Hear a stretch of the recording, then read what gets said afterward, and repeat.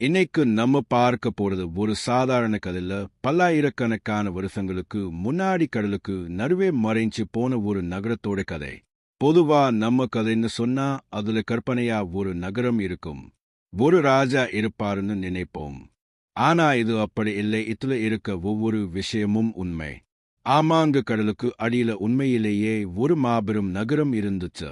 இன்னைக்கு வரைக்கும் விஞ்ஞானிகளாலேயும் ஆய்வாளர்களாலேயும் தேடி கண்டுபிடிக்கப்பட்டு கொண்டிருக்கக்கூடிய ஒரு மிகப்பெரிய ரகசியம் அது. இப்ப இந்த கதையை ஆதி முதல் அங்கமா முழுமையா நான் உங்களுக்கு சொல்ல போறேன். கொஞ்சம் பொறுமையா அந்த கதையை மனசுக்குள்ள உள்வாங்கிக்கோங்க. சுமார் 5000 வருஷத்துக்கு முன்னாடி நம்ம இந்திய தேசத்துல துவாபர யுகம்னு ஒரு காலம். அப்போ கடலுக்கு நடுவுல ஒரு மிகப்பெரிய பிரம்மாண்டமான நகரம் ஒன்னு இருந்துச்சு. அது வெறும் நகரம் கொண்டு கிடையாதுங்க, ஒரு தங்க நகரம். அந்த நகரத்துல கிட்டத்தட்ட 9 லட்சத்துக்கும் மேல அரண்மனைகள் இருந்துச்சுன்னு சொல்லிட்டாங்க. அந்த அரண்மனைகளே கற்கள், சாதாரண கற்கள் எல்லாம் கிடையாது. வைரம், வைடூரியம், மாணிக்கம், மரகதம்னு விலைமதிப்பே இல்லாத ரத்தின கற்கள் பதிக்கப்பட்டு ஜொலிச்சுக்கிட்டே இருந்துச்சு. அத்தோட அரண்மனைகள் பூராவும் தங்கத்தாலையும் வெள்ளியாலையும் அலங்கரிக்கப்பட்டிருந்துச்சு. இன்னைக்கு நம்ம உலகத்துல மிகப்பெரிய பெரிய நகரங்கள் எல்லாம் இருக்கு இல்லையா? இந்த மெட்ரோ சிட்டின்னு சொல்லுவோம். அந்த காலத்துல இருந்து அந்த நகரத்துக்கு முன்னாடி இதெல்லாம் ஒண்ணுமே கிடையாது. அந்த அளவுக்கு அவ்வளவு அருமையா அவ்வளவு நுணுக்கமா திட்டமிட்டு அந்த நகரங்கள் உருவாக்கப்பட்டிருந்துச்சு. ஆனா என்ன ஆச்சு? திடீர்னு ஒரு நாள் கண்ணுக்கு முன்னாடியே அந்த பிரம்மாண்டமான நகரம் கடலுக்குள்ள மறைஞ்சு போச்சு. இதோட கதையை முடிஞ்சு போச்சு அப்படின்னு நீங்க நினைக்கலாம். ஆனா இதுக்கப்புறமாதான் உண்மையான கதையே இங்க ஆரம்பிக்குது. இப்போ நம்ம வாழக்கூடிய இந்த காலத்துல கொஞ்ச வருஷத்துக்கு முன்னாடி போனோம் அப்படின்னா 1983 வருடம் குஜராத் மாநிலத்துல ஓகா கடற்கரைன்னு ஒரு இடம் இருக்குது. அங்க அரபிக்கடல் அலைகள் வழக்கமா அடிக்கிற அலை மாதிரி இல்லாம ஏதோ ஒருவித பதற்றத்தோட ஒருவித சத்தத்தோட கரையை தொட்டுக்கிட்டே இருந்துச்சு. அப்போ நம்ம இந்திய துறைபொருள் ஆராய்ச்சியாளர்கள் ஒரு பெரிய குழுவா தெய்வ நாடுகளோட அந்த கடல்கள் முன்னாடி நின்னுகிட்டு இருந்தாங்க. சில நொடிகளுக்கு அப்புறம் அவங்க ஒரு விஷயத்தை கண்ணால பார்க்க போறாங்கன்னா அவங்களுக்கே தெரியாது. அந்த விஷயம் அதுவரைக்கும் வரலாற்றாளர்கள் மனசுக்குள்ள இருந்த எல்லா கற்பனைகளையும் மாத்திட போகுது. அவங்க எல்லாரும் கடலுக்குள்ள குதிக்கிறாங்க, கடலோட நீல ஆழத்துக்குள்ள இறங்க ஆரம்பிக்கிறாங்க. கொஞ்சம் கொஞ்சமா கீழே இறங்க மணல் பாறைகள் கடலுக்கு நடுவுல ஏதோ ஒன்னு இயற்கைக்கு மாறான ஒன்னு அவங்க கண்ணல தென்படுது. அவங்க இதை பார்த்ததும் அப்படியே வரைஞ்சு போய் நின்னுடுறாங்க. அவங்க மூச்சு அப்படியே நின்னு போச்சுன்னு கூட சொல்லலாம். அவங்க கண்ணுக்கு முன்னாடி இருந்த காட்சி எல்லாம் அவங்க மனசுக்குள்ள ஒரு மிகப்பெரிய கேள்வியை உண்டு பண்ணுது. இது என்ன? ஆயிரக்கணக்கான வருஷங்களுக்கு முன்னாடி புராணங்கள்ல சொல்லப்பட்ட அதே நகரமா? உண்மையிலேயே கடலோட ஆழத்துல ஒரு முழு நகரமே புதைஞ்சிருக்கா? அவங்க பார்த்த அந்த காட்சி அவங்கள மிரள வச்சதுன்னு தான் சொல்லணும். மிகப்பெரிய பெரிய கற்கள், உயரமான சிவர்கள், அதுல அழகான வேலைப்பாடுகள், தன்னைக்குள்ளேயே ஒரு முழு நகரம் இருக்கிற மாதிரி இருந்திருக்கு. வேற எதுவுமே இல்லை. அதுதான் ஸ்ரீ கிருஷ்ணரோட நீரில் மூழ்கிய மாபெரும் துவாரகை நகரம். பொதுவா மகாபாரதம், ராமாயணம்னு இந்த தெய்வீக நூல்கள்ல இருக்கிற கதைகள் எல்லாம் இத்தனை நாள் கட்டு கதைகள், வெறும் புராண கதைகள்னு சொல்லிட்டு இருந்தாங்க. அதே புராண கதைகள் தான் இந்த பிரம்மாண்டமான துவாரகா நகரத்தை பத்தியும் யூதப்பட்டிருந்துச்சு. இது பல வருஷமா கற்பனையான கதைன்னு தான் சொல்லிக்கிட்டு இருந்தாங்க. ஆனா 1983 டாக்டர் இசாராவும் அவரோட டீமும் இந்த நகரத்தை கண்டுபிடிச்சப்போ இதையெல்லாம் கட்டுக்கதைன்னு சொன்னவங்க வாய அடிச்சு போய் நின்னாங்க. டாக்டர் இசாராவ் ரொம்பவே புத்திசாலியான ஒரு தொல்பொருள் ஆராய்ச்சியாளர். இதுதான் மகாபாரதத்திலையும் ஹரிவம்ச புராணத்திலையும் சொல்லப்பட்ட அந்த துவாரகை நகரம் அப்படின்னு உறுதிப்படுத்தினாரு. அப்படி துவாரகைக்கு என்னதான் ஆச்சு? துவாரகை மாதிரியான ஒரு தெய்வீக மாபெரும் செழிப்பான நகரம் ஒரே ஒரு நொடியில சமுத்திரத்துக்குள்ள முழுகி போச்சு. இது இதனால அந்த ஆராய்ச்சியாளர்களுக்கு அப்படி அங்க என்னதான் கிடைச்சது, எந்த விஷயம் அவங்களே ஆச்சரியப்படுத்துச்சு அப்படின்னு தெரிஞ்சுக்கலாம். இந்த வீடியோல கடலோட அலைகளையே பின்னாடி தள்ளி போக வச்ச அந்த துவாரகை நகரத்தோட உருவாக்க கதையை தான் நீங்க தெரிஞ்சுக்க போறீங்க. தேவர்களையே நடுங்க வச்ச அந்த சாபத்தோட உண்மையை புரிஞ்சுக்க போறீங்க. பல நூற்றாண்டுகளா வெறும் புராண கதையா இருந்துட்டு வந்த ஒரு விஷயத்தை ஒரு வரலாற்று உண்மையா மாத்துன அந்த அசாத்தியமான கண்டுபிடிப்போட முழு விவரத்தையும் நீங்க பார்க்க போறீங்க. ஆமாங்க, டாக்டர் இசாராவும் அவரோட குழுவும் கடலோட ஆழத்துக்குள்ள இறங்கி மக்கள் எல்லாம் வெறும் கட்டுக்கிறேன்னு நினைச்சு அந்த நகரத்தோட ஈடுபாடுகளையில் லாம் கண்டுபிடிச்சாங்க. நவீன காலத்துல விஞ்ஞானிகள் கடலோட அழியிற ஆயிரக்கணக்கான வருஷங்களுக்கு முன்னாடி இருந்த சுவர்கள், தூண்கள், கப்பலோட நங்கூருங்கன்னு மற்ற எல்லா பொருட்களையும் எப்படி கண்டுபிடிச்சாங்கன்னு பார்க்க போறோம். ஏன்னா அந்த ஒவ்வொரு பொருட்களோட காலமும் மகாபாரத போரோட காலத்தோட ஒத்து போகுது. வாங்க இந்த சுவாரஸ்யமான பயணத்தை ஆரம்பிப்போம். இங்க புராணங்கள், தொல்பொருள் ஆய்வு, அறிவியல் இந்த மூணும் ஒன்றும் சேர்ந்து பல்லாயிரக்கணக்கான வருஷங்களுக்கு முன்னாடி போர்க்காலமாயிருந்த அந்த நகரம் சாபத்திற்குள்ளாகி கடைசியா கடல் அலைகளால முழுகி போன அந்த நகரத்தோட கதையை நமக்கு சொல்ல போகுது. அதுக்கு முன்னாடி இந்த வீடியோ உங்களுக்கு பிடிச்சிருந்துச்சுன்னா மறக்காம ஒரு லைக் போட்டுட்டு கமெண்ட்ல ஜெய் ஸ்ரீ கிருஷ்ணன்னு கமெண்ட் பண்ணுங்க. வாங்க இப்ப வீடியோக்குள்ள போகலாம். துவாபர யுகத்துல மதுராவில் கம்சனோட அட்டோலியும் உச்சத்துல இருந்த காலம். ஸ்ரீகிருஷ்ணர் கம்சனை கொண்டுட்டு அந்த நகரத்து மக்களை அவனோட கொடுமையில இருந்து காப்பாத்துனார். அதுக்கப்புறம் கிருஷ்ணர் மதுராவிலேயே தங்கிடுவார். ஆனா கம்சனோட மரணத்தினால கோபமான அவனோட மாமனார் ஜராசந்தன் மதுரை மேல கிட்டத்தட்ட 17 தடவைக்கு மேல தாக்குதல் நடத்துறாரு. இந்த தாக்குதல்களை எல்லாம் கிருஷ்ணர் தான் ஜெயிக்கிறாரு. ஆனாலும் திரும்ப திரும்ப நடக்கிற இந்த தாக்குதல்களால கிருஷ்ணர் கொஞ்சம் சிலிச்சு போய் மதுராவை விட்டு வெளியே போறது தான் சரின்னு ஒரு முடிவெடுக்கிறாரு. இந்த ஒரு முடிவுதான் ஒரு அற்புதமான நகரத்தை உருவாக்க அவருக்கு ஒரு உத்வேகத்தை கொடுத்துச்சு. அந்த மாபெரும் நகரம்தான் துவாரகை. ஸ்ரீகிருஷ்ணர் கடற்கரைக்கு போறாரு. கடல் கடவுளான வருணன் கிட்ட பிரார்த்தனை செய்யறாரு. கடல் தேவனே, என் மக்களுக்கு அமைதியும் பாதுகாப்பும் தேவை. உங்க மடியில இருந்து ஒரு துண்டு நிலத்தை எங்களுக்கு கொடுங்க, அதுல நான் ஒரு புதிய நகரத்தை உருவாக்குகிறேன்னு கேடுறாரு. வருணன் சிரிச்சுக்கிட்டே ஸ்ரீகிருஷ்ணருக்கு கடலுக்கு நடுவுல 12 யோசனை நிலத்து, அதாவது கிட்டத்தட்ட 153.6 கிலோமீட்டர் நிலத்தை பரிசா கொடுக்கிறாரு. அதுக்கப்புறம் கட்டிடக்கலைக்கு கடவுளான விஸ்வகர்மன் கிட்ட இந்த அற்புதமான நகரத்தை உருவாக்கக்கூடிய ஒரு வேலையே கொடுக்கிறாரு. கடைசியா விஸ்வகர்மாவும் அந்த பிரம்மாண்டமான நகரத்தை உருவாக்கி முடிக்கிறாரு. அங்க இருந்த அரண்மனைகளோட புயரம் வானத்தையே தொடுற மாதிரி இருந்துச்சாம். சுவர்கள் எல்லாம் தங்கத்தால, தரைகள் எல்லாம் வெள்ளையால மின்னிக்கிட்டே இருந்துச்சாம். நகரத்தை சுத்தி பெரிய பெரிய நுழைவாயில்கள் இருந்துச்சாம். அதனாலதான் இந்த நகரத்துக்கு துவாரகா, அதாவது வாயில்களோட நகரம் அப்படின்னு ஒரு பெயர் வச்சிருக்காங்க. காற்றில் வாசம் நிறைந்த மலர்களோட வாசனையும் வீதிகளில் மயில்களோட நடனமும் நகரத்தின் நடுவில் இருந்த ஸ்ரீகிருஷ்ணரோட அரண்மனை சொர்க்கத்தையே பூமிக்கு வரவழைத்த மாதிரி இருந்துச்சாம்.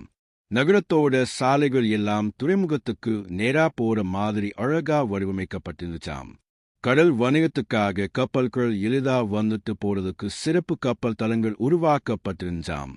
நகரத்துல தண்ணீர் விநியோகத்துக்காக ஒரு பாசன அமைப்பு உருவாக்கப்பட்டிருந்துச்சாம். அது அந்த காலத்துல ரொம்பவே அபூர்வமான உலம் சொல்லப்படும் பசுமையான தோட்டமான அழகாக வடிவமைக்கப்பட்ட சந்தைகள்னு இதெல்லாம் அந்த நகரத்தை ஒரு அழகான நகரமா மட்டுமில்லாம ஒரு தன்னிறைவு பெற்ற ரொம்பவே தனித்துவமான ஒரு நகரமாகவும் மாற்றி இருந்திருக்கு. பாகவத புராணத்தின்படி துவாரகாவில் கிட்டத்தட்ட 900க்கும் மேற்பட்ட அதிகமான பிரம்மாண்டமான அரண்மனைகள் இருந்திருக்கு. அது சந்திரகாந்த் வைரம், மரகதம், தங்கம் இதெல்லாம் வச்சு கட்டப்பட்டிருந்திருக்கு. ஸ்ரீ கிருஷ்ணரே அந்த அரண்மனைகள்ல தன்னோட அன்பானவங்களுக்காக உருவாக்கி இருக்காரு. பலராமன், ருக்மிணி, சத்யபாமா, ஜாம்பவதின் மற்ற ராணிகளுக்கும் தனித்தனி அரண்மனைகள் இருந்திருக்கு. இந்த அரண்மனைகள் வெறும் கட்டிட கலையோட அற்புதம் மட்டும் கிடையாது, அது ஆன்மீகத்தோடையும் பக்தியோடையும் ஒரு அடையாளமா இருந்திருக்கு. ஆனா இது ஒரு முடிவு கிடையாது. இப்பதான் துவாரகாவை காலத்திற்கு அப்பாற்பட்டதாய் மாற்றிய அந்த அத்தியாயம் ஆரம்பிக்க போகுது. கடவுளாலேயே உருவாக்கப்பட்ட அந்த நகரம், தேவர்களாலேயே அலங்கரிக்கப்பட்ட அந்த நகரம். ஆனா எங்க உருவாக்கம் இருக்கோ அங்குதான் அழிவும் காத்துக்கிட்டு இருந்திருக்கு. துவாரகாவோட இந்த தங்க கதை யாருமே கற்பனை செஞ்சு பார்க்க முடியாத ஒரு சாபத்தோட நிழல்ல மூழ்க போகுது. மகாபாரத போர் முடிஞ்சிருச்சு. தூசி படிஞ்ச வீரர்களோட உடல்கள் சிதறிக்கிற ஆயுதங்கள் இரத்தத்தால சிவந்த பூமி குறவர்களோட குளம் அழிஞ்சு போச்சு. தம் மகன்களோட இந்த நிலைமையை பார்த்து காந்தாரி ரொம்பவே கடுமையான கோபத்தில் இருக்கிறார். கிருஷ்ணர் நினைச்சிருந்தா இந்த போர் நடந்திருக்காதுன்னு அவன் நம்புனா. அதனால அந்த கோபமான காந்தாரி கிருஷ்ணரை பார்த்து, என் குலம் எப்படி அழிந்து போனதோ அதே மாதிரி உன்னுடைய குலமும் அழிந்து போகும்னு சாபமிடுறா.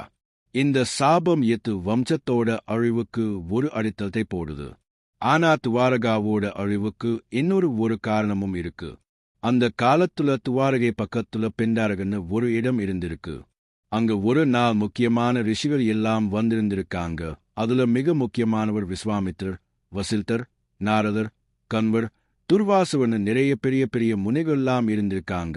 அந்த ரிஷிகளை பார்த்ததும் கிருஷ்ணரோட மகன் சாம்பனும் அவனோட நண்பர்கள் சிலரும் ஒரு குறும்பு செஞ்சு பார்க்கணும்னு நினைச்சிருக்காங்க. சாம்பன் ஒரு கற்பிணி பெண்ணோட விஷத்தை போட்டுக்கிட்டு அந்த ரிஷிகள் கிட்ட போனாரு. அந்த ரிஷிகள் சாதாரண சாமியார்கள் இல்ல, முக்காலத்தையும் உணர்ந்தவங்க. அவங்களுக்கு எல்லாமே தெரியும். ஆனா அதை அறியாத சாம்பனும் அவனோட நண்பர்களும் அவங்க பக்கத்துல போய் அவங்களோட தவத்தை கெடுத்து அவங்களுக்கு என்ன குழந்தை பிறக்க போகுதுன்னு கேட்க ஆரம்பிக்கிறாங்க. தங்களை இப்படி அவமானப்படுத்தது பார்த்த முனிவர்கள் கோபமாகறாங்க. சாம்பனை பார்த்து, நீ ஒரு இரும்பு உழக்கையை பெற்றிருப்ப, அதுதான் வம்சத்தோட அழிவிற்கு காரணமா அமையும்னு சாபம்தாங்க. சாம்பனும் அவனோட நண்பர்களும் பயந்து நடுங்குறாங்க. அதன் பிறகு மன்னிப்பும் கேடுறாங்க. ஆனா அந்த சாபத்தை யாராலையுமே மாத்த முடியாது. சில நாட்களுக்கு அப்புறமா அந்த ரிஷிகள் சொன்ன மாதிரியே நடக்குது. சாம்பன் காலையில இருந்தப்போ அவரோட துணிகள்ல ஒரு மிகப்பெரிய இரும்பு உழக்கம் இருந்திருக்கு. இதை பார்த்த வம்சத்தினர் மிகப்பெரிய கவலை அடைஞ்சு போறாங்க. இந்த விஷயம் ஸ்ரீகிருஷ்ணரோட தாத்தாவான உக்கிரசேனருக்கும் தெரிய வருது. அந்த உலக்கையை சிறு சிறு துண்டுகளா உடைச்சு கடல்ல தூக்கி போட அவர் உத்தரவு போடுறாரு. ஆனா அந்த துண்டுகளை எல்லாம் கடல்ல தூக்கி போடப்பட்டப்போ ஒரு மிகப்பெரிய மீன் அந்த இரும்பு துகள்களை எல்லாம் சாப்பிடுது. கொஞ்ச நாள் கழிச்சு சில மீனவர்கள் அந்த மீனை பிடிச்சு வெட்டி பார்த்தப்போ அதோட வயிற்றுல இரும்பு துகள்கள் நிறைய இருந்திருக்கு. அந்த மீனவர்கள் அந்த இரும்பு துண்டுகளை எல்லாம் ஜராங்கிற ஒரு வேடன் கிட்ட வைக்கிறாங்க. அந்த வேடன் அந்த இரும்பு துண்டுகள் இருந்து தன்னோட கூரிய அம்பை உருவாக்கிக்கிட்டு இருந்தான். அதே நேரம் துவாரகாவில நிலைமை கொஞ்சம் கொஞ்சமா மோசமாக ஆரம்பிக்குது. காந்தாரியோட சாபத்தோட தாக்கம் தெரிய ஆரம்பிக்குது. காலம் போக போக வம்சத்து மக்களுக்குள்ள அகம்பாவம் அதிகமாகிருச்சு. இன்பம், மதுபானம், தவறான நடத்தை இதெல்லாம் மதம் ஒழுக்கத்தோட இடத்தை பிடிச்சிருச்சு. நேது நெருமுறை எல்லாம் அழிஞ்சு போயிருச்சு. அப்புறமா ஒரு நாள் இப்போ பிரபாசப்பட்டினம்னு சொல்லிட்டு அந்த இடத்துல வம்சத்து வீரர்கள் கடற்கரையில ஒரு திருவிழாவை நடத்துறாங்க. மதுபானம், ஆணவம், கெட்ட வார்த்தைகள் இதெல்லாம் சேர்ந்து அந்த விழாவை ஒரு போர்க்களமா மாத்திருச்சு. அவங்க தங்களுக்குள்ளேயே சண்டை போட ஆரம்பிச்சிட்டாங்க. எந்த ஆயுதத்தால அவங்க போல ஜெயிச்சாங்களோ அதே ஆயுதத்தால ஒருத்தர் தாக்குதலை ஆரம்பிச்சுக்கிட்டாங்க. கிருஷ்ணருக்கு புரிஞ்சு போச்சு அழிவு நெருங்கிருச்சுன்னு. அதுக்கப்புறமா கிருஷ்ணர் ஒரு காட்டுக்குள்ள போய் அங்க இருக்க ஒரு மரத்து கடியில ஓய்வெடுக்க ஆரம்பிக்கிறாரு. அப்போ அந்த உலக்கையோட துணிகளால அம்பு செய்த அந்த வேடன் கிருஷ்ணரை ஒரு மானு நினைச்சு அவர் மேல அம்பு விட்டுறான். அந்த அம்பு கிருஷ்ணரோட கால் பாதத்தில் பட்டதும் அவர் இந்த உலகத்தை விட்டே நீங்கி போறாரு. கிருஷ்ணரோட மரணத்தோடு முழு துவாரகை நகரமும் சமுத்திரத்துல முழுகி போகுது. இப்படித்தான் துவாரகாவோட அந்த போர்க்கால அத்தியாயம் முடிவுக்கு வந்துச்சு. கடவுளாலேயே உருவாக்கப்பட்ட ஒரு பொற்காலத்தையே பார்த்த அந்த அதிசய நகரம் இப்போ நூல்களோட பக்கங்களையும் கடலோட அமைதியிலையும் மறைஞ்சு போன ஒரு அழியாத நினைவா மட்டும் இருக்கு. ஆனா இதுதான் முடிவா? இன்னைக்கு ஒரு கதைன்னு சொல்லப்படுற துவாரகை நகரத்தையே எப்படி கண்டுபிடிச்சாங்கன்னு தெரிஞ்சுக்கலாம். இது உண்மையிலேயே ஸ்ரீகிருஷ்ணர் உருவாக்கின அதே துவாரகை நகரம்தானா? அப்போ இப்ப அத்தோட உண்மையான வரலாற்றையும் மர்மத்தையும் தெரிஞ்சுக்குவோம். அதுக்கு முன்னாடி இந்த வீடியோ உங்களுக்கு பயனுள்ளதா இருந்துச்சுன்னு நீங்க நினைச்சா உங்க நண்பர்கள் மற்றும் உறவினர்கள் மற்றும் கிருஷ்ண பக்தர்கள் கூட இந்த வீடியோவை ஷேர் பண்ணுங்க. ரொம்ப வருஷமா துவாரகை வெறும் ஒரு புராண நகரமாதான் இருந்திருக்கு. ஸ்ரீமத் பாகவத புராணம், விஷ்ணு புராணம், ஹரிவம்ச புராணம், மகாபாரதம்னு இதுல எல்லாத்துலயும் அதோட பிரம்மாண்டமான விளக்கங்கள் இருந்துச்சு. ஆனா புவியியல் ரீதியா அது எங்க இருக்குன்னு யாருக்குமே தெரியல. அது ஒரு மிகப்பெரிய மர்மமாகவே இருந்திருக்கு. நிறைய அறிஞர்கள் இதெல்லாம் ஒரு மதக்கதை, வரலாற்று உண்மை இல்லைன்னுதான் நம்புனாங்க.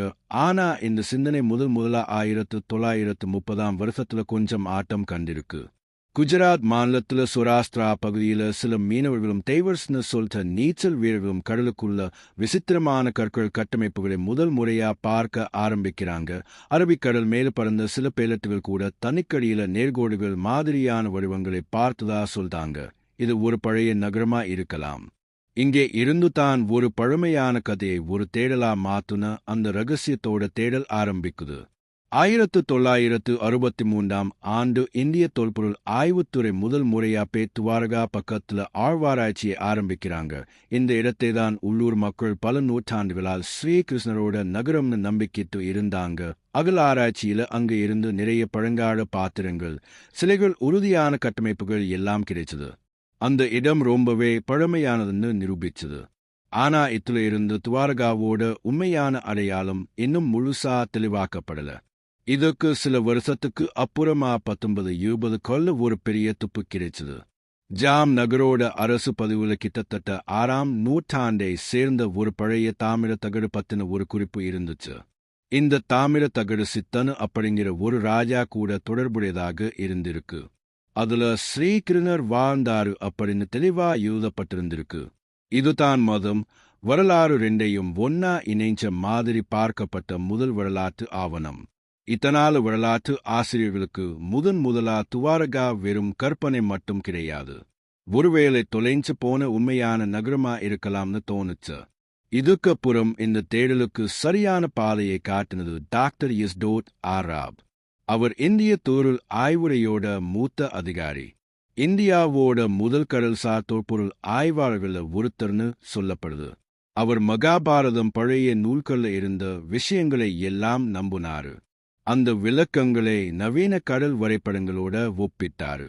துவாரகா உண்மையிலேயே இருந்திருந்தா அது குஜராத்தோட மேற்கு கடற்கரையில தான் இருந்திருக்கணும்னு கண்டுபிடிச்சாரு. இந்த சிந்தனைதான் 1929 ஆண்டு இந்தியால முதலா கடலுக்கு அடியில தொல்பொருள் ஆய்வுக்கான அடித்தளத்தை போட்டுச்சு. Doctor S. ஆர். ராவ் கோவால இருக்கிற தேசிய கடலியல் நிறுவனத்தோட உதவியை நாடி போறாரு.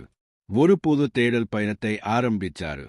இந்த வேலை அவ்வளவு ஈஸியான வேலை இல்ல. அந்த காலத்துல இந்தியா கிட்ட நல்ல உபகரணங்கள் இல்லை, நவீன தொழில்நுட்பமும் இல்லை. ஆனாலும் அவர் உள்ளூர் மீனவர்கள், டைவர்ஸ் வீரர்கள், பழைய படகுகள், ஆரம்ப சோனா தொழில்நுட்பம், இது எல்லாத்தோட உதவியோட கடலுக்குள்ள மறைஞ்சிருந்த ரகசியத்தை தேட ஆரம்பிக்கிறாரு. இந்த நேரத்துலதான் கடலோட மேற்பரப்புக்கு அடியில சில கட்டமைப்புகள் அவங்க கண்ணுக்கு தென்பட்டுச்சு. அது எந்த வகையிலையும் இயற்கையா இருந்த மாதிரி தெரியல. அங்கு கற்களாலான நீளமான சிவர்கள் இருந்திருக்கு, பெரிய பெரிய தோண்கள் இருந்திருக்கு, கப்பல் வந்து போயிருக்கணும்னு சொல்ற மாதிரி நங்கூரங்களும் இருந்திருக்கு. அதாவது இந்த இடம் ஒரு பழைய துறைமுகமா இருந்திருக்கணும். ஆனா இது ஒரு ஆரம்பம்தான். உண்மையான ரகசியங்கள் இன்னும் பாக்கியிருக்கு. உலகமே வெறும் ஒரு கட்டுக்கதைன்னு நினைச்ச ஸ்ரீகிருஷ்ணரோட நகரம் எங்கேயாவது அரபிக்கடலுக்கு அடையில இன்னைக்கு நம்மளோட கனல தென்படாதா அப்படின்னு அவரோட தீவிர தேடுதல் வேட்டையை தொடங்குறாரு. அவரோட பயணம் கண்டிப்பா எளிதானதா இல்லை. அந்த நேரத்துல இந்தியால கடல் அகழ்வு ஆராய்ச்சிங்க ஒரு புதுத்துறையா இருந்துச்சு. இந்த வேலைக்காக அரசாங்கத்துக்கிட்ட போதுமான பணம் இல்லை. கடலுக்கு அடியில ஒரு நகரம் இருக்க முடியும்னு விஞ்ஞானிகளுக்கு நம்பிக்கையும் கிடையாது. நிறைய பேர் இவரோட இந்த முயற்சியை வெறும் மதத்தோட ஒரு பகுதியாதான் பார்த்தாங்களே தவிர புராண கதைகளை வரலாற்றோட இணைக்கிறதால என்ன லாபம்னு கேட்டாங்க. ஆனா அவர் ஒருபோதும் அவரோட நம்பிக்கையை கைவிடவே இல்லை. Doctor S. ஆர். ராவ் தொல்பொருள் ஆய்வுத்துறை கோவால இருக்கிற தேசிய கடலியல் நிறுவனம் இது எல்லாத்தோடையும் சேர்ந்து ஒரு கடல் பயணத்தை மறுபடியும் தொடங்குறாரு. இந்திய கடற்படை வீரர்கள் டைவர்ஸ்களோட உதவியை கேட்டாரு. ஆனா இங்கு சவால் என்னம்னு பார்த்தீங்கன்னா, மக்கள் இந்த விஷயத்தை நம்பாதது மட்டும் கிடையாது. உண்மையான கருத்தம் என்னன்னா, தொழில்நுட்பம் வளங்களோட பற்றாக்குறை நம்ம நாட்டுல அந்த காலத்துல இருந்திருக்கு. அந்த நேரத்துல சோனார் மாதிரி நவீன தொழில்நுட்பம் எதுவுமே கிடையாது. தண்ணிக்குள்ள வேலை செய்யற ரோபோக்களும் கிடையாது.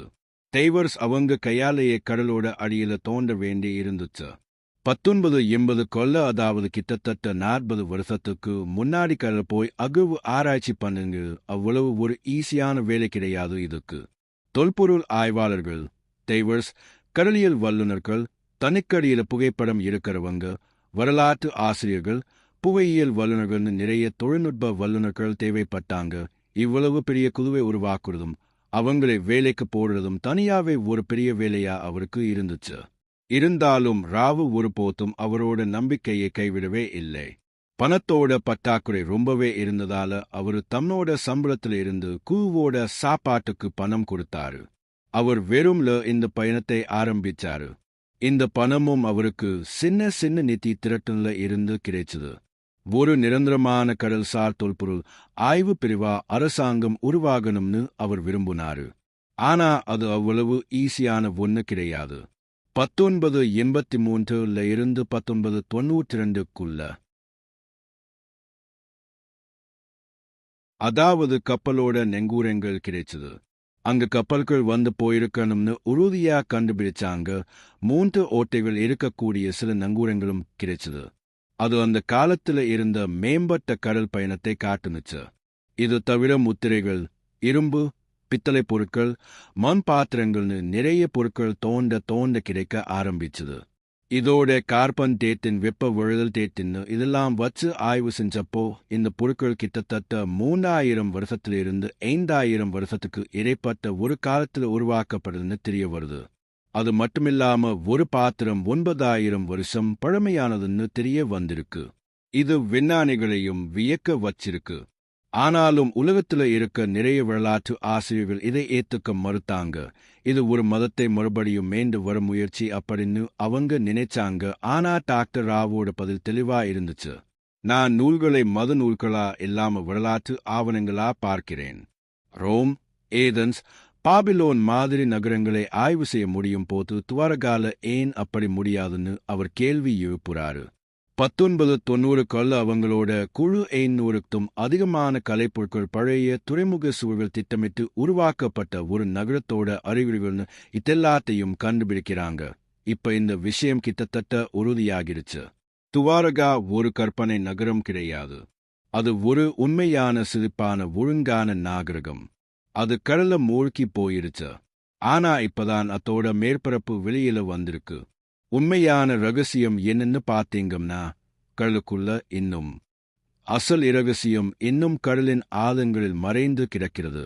விஞ்ஞானிகளின் கூற்றுப்படி இதுவரை கிடைத்தவை மேற்பரப்பில் தெரியும் ஒரு சிறிய பகுதிதான். உண்மையான துவாரகா, புராணங்களில் சொல்லப்படும் அந்த நகரம் முழுவதுமாக கடலின் அடியில் புதைந்து கிடக்கிறது. நிபுணர்கள் சொல்லுவதாவது, இன்றைய நவீன தொழில்நுட்பமும் ஆழ்கடல் ஆராய்ச்சியும் இன்னும் விரிவாக நடந்தால் அங்கே கோயில்களின் அடித்தளங்கள், அரண்மனை சுவர்கள், நகரத்தின் தெருக்கள் எல்லாம் கிடைக்கக்கூடும். அதனால்தான் இதை ஒரு சாதாரண தொல்லியல் கண்டுபிடிப்பு மட்டுமல்ல, மனித நாகரிக வரலாற்றிலேயே மிகப்பெரிய கண்டுபிடிப்பு என்று கூறப்படுகின்றது. வரலாற்றாசிரியர்கள் எதிர்ப்பு தெரிவித்தாலும் இப்போது வெளிவந்துள்ள உண்மைகள் ஒன்றையே தெளிவாக காட்டுகின்றன. துவாரகா என்பது ஒரு புராண கதை மட்டும் அல்ல, உயிருடன் இருந்த ஒரு செழிப்பான நகரம். அதன் சின்னங்கள் இந்திய துணைக்கண்டத்தில் ஆயிரக்கணக்கான ஆண்டுகளுக்கு முன்பே ஒரு உயர்ந்த கடல் கலாச்சாரம் இருந்ததை நிரூபிக்கின்றன. மிகப்பெரிய விஷயம் என்னவென்றால், இந்த கண்டுபிடிப்பு நம்முடைய கடந்த காலத்தை மட்டும் காட்டுவது அல்ல, நம்முடைய சாஸ்திரங்களிலும் பழைய கதைகளிலும் மறைந்திருந்த உண்மையான வரலாற்றின் ஒரு பகுதியையும் வெளிப்படுத்துகிறது. துவாரகாவின் இந்த கதை இன்னும் முழுமையாக முடியவில்லை. கேள்விகள் இன்னும் மேலும் இருக்கின்றன. கடலின் மடியில் உறங்கிக் கொண்டிருக்கும் இந்த நகரம் ஒரு நாள் முழுமையாக வெளிவருமா? வரவிருக்கும் நாள்களில் துவாரகா தன் உண்மையான தோற்றத்தோடு நம்முன் நிற்குமா? இந்த இரகசியம் இன்னும் இன்று வரை கடலின் அலைகளின் அடியில் மறைந்து கிடக்கிறது.